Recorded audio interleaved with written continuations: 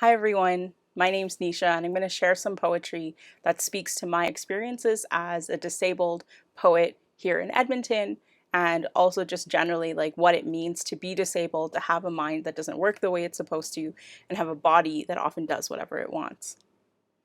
When I learned that I am disabled, I am getting through 5 days of paranoid anxiety, getting through my brain not working the way it's supposed to.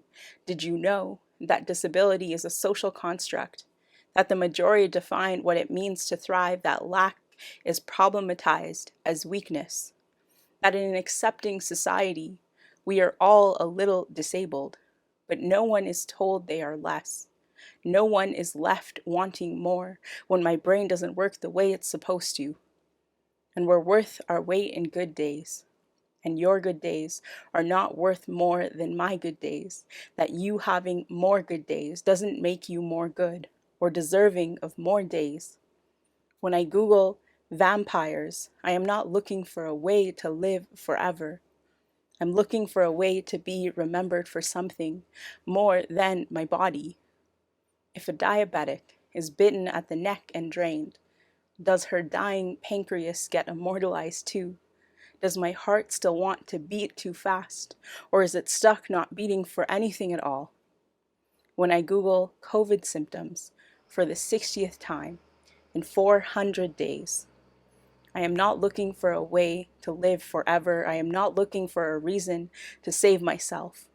I am looking for a way to save others from the pharmacy counters that take too long, or the insurance paperwork that asks too much, or the pills you can spit by hand, or the big ones you swallow whole. I am looking for ways to reassure myself that there is hope. I fight the ache of my ovaries, the beast behind breasts. I say no to the birth control pills because being fat is a liability. I say yes to the IUD that cripples me for 2 weeks. Unable to move anything below my pelvis, I say no to the SSRIs that try to kill me. I say yes to the antipsychotics that try to stop me from killing me. Being disabled means I am a series of questions in an emergency room, a misplaced IV line, an x-rayed lung that proves the diagnosis wrong. And I know that knowing something is wrong is better than knowing nothing at all, living in anger or fear of sudden death, because people like me die sometimes and no one cares. But when I die, I will notice. I will know that I did my best, and if it wasn't enough, it isn't my fault. That I tried, that trying when your body fails is a gift to yourself. I am not afraid to die. I am afraid of who I might fail to be if I live in fear of death. When I Google ways to say I love you without saying I love you, I know that going to bed and waking up is one of them. Thank you. I'm going to read a few more poems.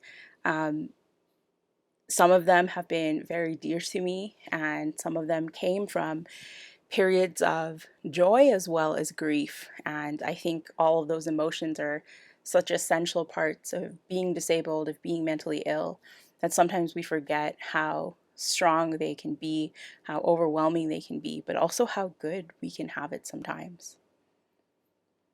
If the Incredible Hulk was disabled, he would have to fit onto the leather couch as the doctor read out 312.34, intermittent explosive disorder.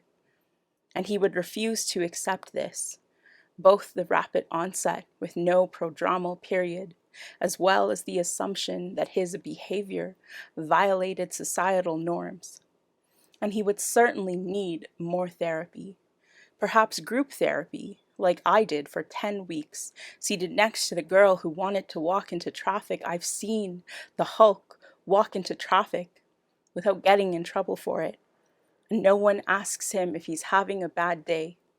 No one asks him if he's on his period when he looks a little green, or stressed out, or angry. No one sends him to the psych ward against his will, or straps him to a gurney without shoes like the rest of us. because men are allowed to be angry all the time. Beastly men, men of width and precarity. I was an episode of my father's anger. I was a flicker in the memories of my mother's wars. And when I was a girl, I was angry all the time. Bitten tongues, bleeding fury into the energy of the universe, the summation of my limbs, an elongated rage until I grew into a woman who could be called high functioning, surpass my potential, dazzle the others, feign normality, which is to say that if I met him now, I would whisper, incredible, huh? That's what they call me. I'm going to do one more poem. For those of you who are aware, and maybe those of you who are not, there's legislation in Canada right now that allows for individuals to seek out medical assistance in death. And usually the right to die is something that is sacred, something that a lot of cultures have included, a lot of governments have, pushed for and allowed for in hospital settings. But on the one hand, we have people who are empowered, especially people who are in a lot of pain, who are terminally ill, who are able to die on their terms. But on the other hand, we have a system that allows you to opt into this even when your needs aren't being met. And very sadly and very unfortunately, what's happening in Canada right now is that an increasing amount of people who live in poverty, who are not able to get the healthcare they need or the social services they need, are choosing medical assistance in death. Not because they are in pain, not because their illness is overwhelming, but because they literally don't have the resources to survive. And I think that's the key issue when we talk about death with dignity. Made in heaven. The law no longer requires that a person's death be reasonably foreseeable in order to be eligible for medical assistance in dying, which means, of course, that the want of death is not an anomaly anymore, but a legally sanctioned whim, which means, of course, that we will stop calling suicide a tragedy, which means, of course, that we will understand that killing yourself and letting the state kill you are discernibly different things, which means, of course, that no disabled person will ever be so starved of the means of living that they choose medically assisted death over fulfilling and state-sanctioned lives. The teens are rewriting their Tumblr posts. The teens are playing Nirvana on repeat. The teens are making infographics. The state posts on Twitter that mental illness cannot be a sole reason for wanting to die, that there are safeguards like school counselors and university professors in place, but the teens laugh until they cry when they hear this.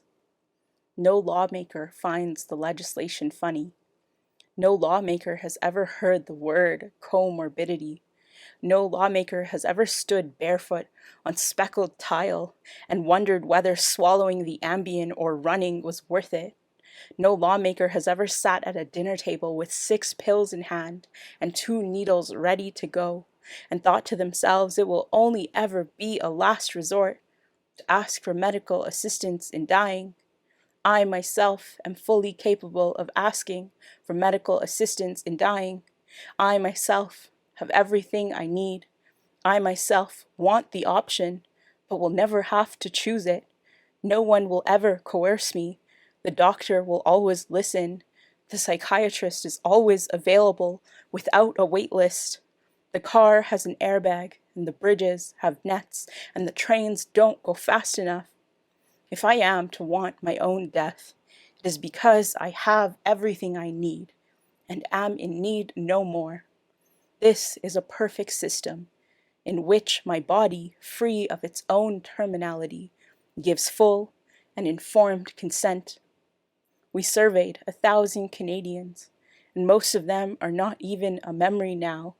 Most of them died the way they wanted to, without headlines, at their own hands. Instead of a guns, most of them have chosen freedom, true God-given freedom to die and did not live in a province with the highest rent in Canada.